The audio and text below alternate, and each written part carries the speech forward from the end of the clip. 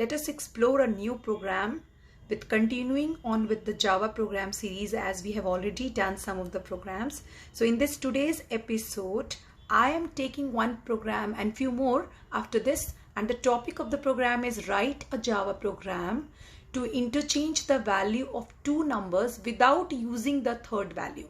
Okay, so I need to find out in input, means I have not to take any third value and I will change them. Interchange means a swapping, मतलब आपको swap करना है, A की value B में चली जाए और B की वैल्यू A में चली जाए, ऐसा आपको कुछ प्रोग्राम का कॉन्सेप्ट रखना है. ठीक है, तो चलिए शुरू करते हैं बिगनिंग से.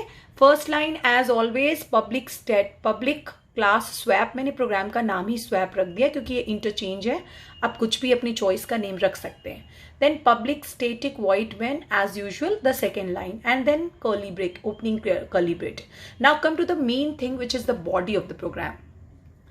Here it is int a is equals to 10. मैंने दो वैल्यूज ली, यानी a जो फर्स्ट वैल्यू जिसकी वैल्यू 10 है और दूसरी b जिसकी वैल्यू 20 है.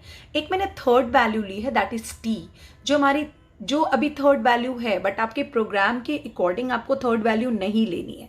बट मैं आपको दोनों ही प्रोसेस सिखाती हूँ, मीन्स जब आप थर्ड वैल्यू लोगे तब और जब आप नहीं लोगे तब. ओके, तो लेट्स वॉच कि जब आप थर्ड वैल्यू ले रहे हो तो हमने क्या लिखा है, t is equals to a.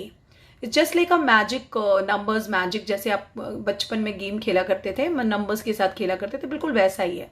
अभी देखिए जब मैंने लिखा t is equals to a, आप साइड में देख सकते हैं यहाँ कि a की वैल्यू 10 है और b की वैल्यू 20. अब जब मैंने बोला t is equals to a, यानी अभी t की वैल्यू क्या हो जाएगी, 10. ओके, अब मैंने सेकेंड लाइन में लिखा है a is equals to b, यानी a की वैल्यू अब क्या हो जाएगी, जो a की वैल्यू 10 थी वो हो जाएगी 20, यानी a का नंबर चेंज हो गया, अभी a बन गया 20. और लास्ट लाइन में मैंने लिखा b इज इक्वल्स टू 10, जो कि ऑटोमेटिकली b की वैल्यू क्या हो जाएगी, 10. तो आपके पास जो सिस्टम आउट प्रिंट ln में जो आप आउटपुट है वो आ जाएगी. जब भी आप आउटपुट लिखे, बी केयरफुल कि आपने कैरेक्टर लिया है तो आप वहाँ पे सिंगल कोट्स लगाएंगे. अगर आपने कोई मतलब ऐसा कुछ स्ट्रिंग लिया है तो वहाँ डबल कोट्स, लेकिन यहाँ पे हमें सिंगल कोट लगानी है. जैसे कि यहाँ पे सिंगल कोट आप देख सकते हैं छूट गया है. Okay, so okay done. So system dot out dot print L N में हमारी a और b की वैल्यू जो कि बदल गई है, अभी a की वैल्यू हो गई 20 और b की वैल्यू हो गई 10. अब जब आपको विदाउट थर्ड वैल्यू बनानी हो तब आप क्या करोगे, तब हम इस प्रोसेस से हमारा प्रोग्राम बनाएंगे. ओके, और इस प्रोसेस में आप देख सकते हैं बॉडी में थोड़े से चेंजेस करने और चीजें तुरंत हो जाएंगी.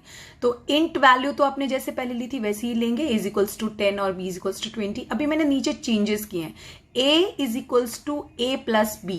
तो आप साइड में देख सकते हो कि a प्लस b का वैल्यू क्या आ गया, 30. ओके, यानी अभी यहाँ a की वैल्यू 30 हो गई है. फिर हमने लिखा b is equals to a minus b.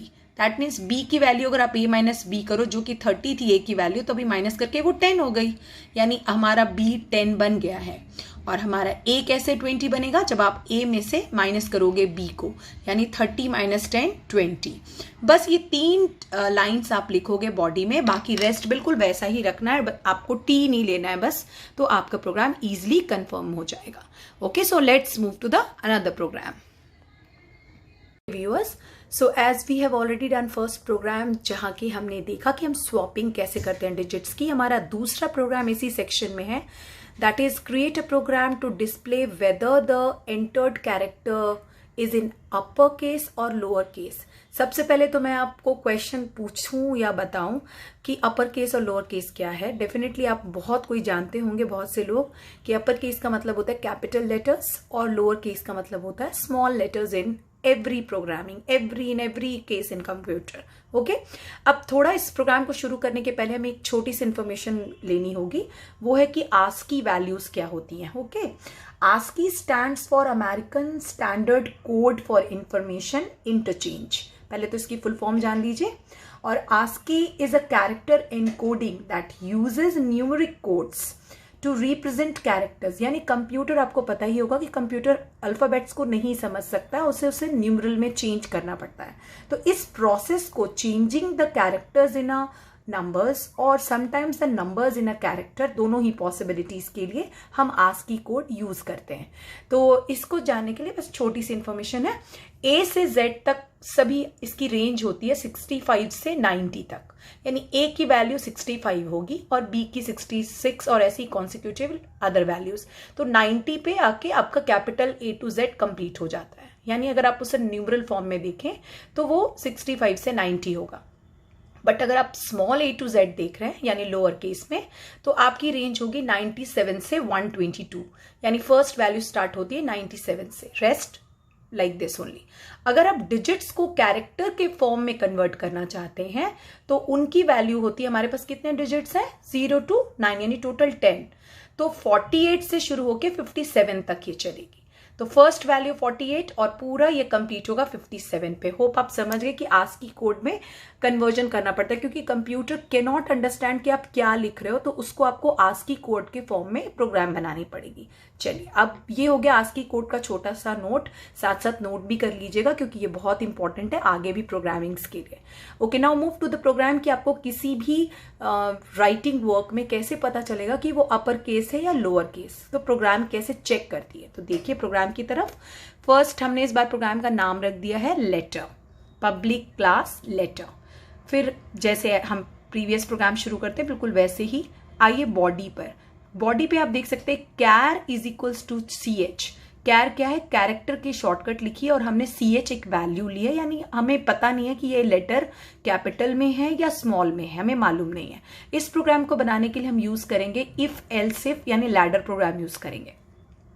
तो फर्स्ट हमने शुरू किया, इफ हमने कंडीशन डाली और कैरेक्टर को चेक किया कि क्या वो greater than is equals to A and this is for ampersand, ये सिंबल एम्परसेंट है और इसको हम एंड के लिए यूज करते हैं, या तो वो Z से कम होना चाहिए, यानी वो कैपिटल A से Z के बीच में अगर है तो हमारा मैसेज क्या आएगा, system.out.println character is upper case. आप देख सकते हैं इस बार मैंने डबल कोट्स यूज किए क्योंकि ये एक स्ट्रिंग है या एक मैसेज है, तो हमने इसके लिए डबल कोट्स यूज की।